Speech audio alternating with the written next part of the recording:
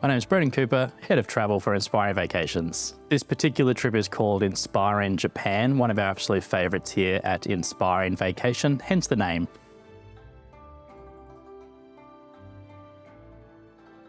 This particular one, you're going to start in Osaka before heading down to the island of Shikoku. You're then going to head south down to Kyushu, where you're going to go to Beppu and Nagasaki, before continuing back up to Hiroshima. You're going to head then to Kyoto, up to Kanazawa, before going down to Mount Fuji and then finishing off in Tokyo.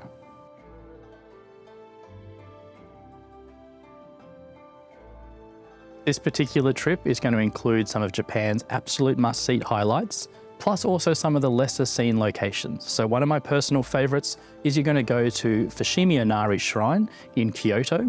This is this incredible shrine which winds its way up a hill. You might see it from the photos with those amazing orange torii gates that line the hills as you walk up through the path. It's also going to head south, which I really like about this particular trip, to a place called Beppu. Now Beppu is this amazing onsen town where it's actually built on top of a lot of geothermal activity, and this is where a lot of Japanese come from all over the country to experience that onsen.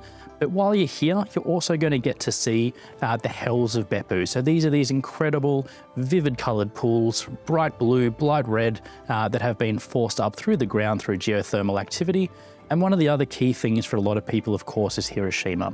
In Hiroshima, we are going to go to the Bomb Dome and obviously go to the Peace Park Memorial as well to learn about those events from years gone by.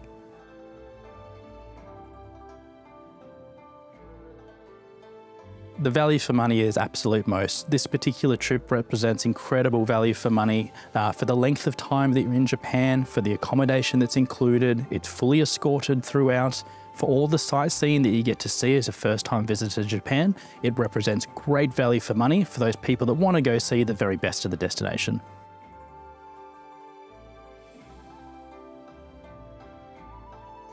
This particular trip is for that first-time traveller or even the second-time traveller. So for those that haven't been to Japan before, this is going to take you to all the key locations that you want to see in that first-time trip. Why I really like this particular trip is you get to go further south than most do in their itineraries. And so you get to see a part of Japan that's off the tourist trail, a little bit more out of the way, and I think adds something really special to this particular itinerary. Plus, like I mentioned, ticks off all those things that you want to see.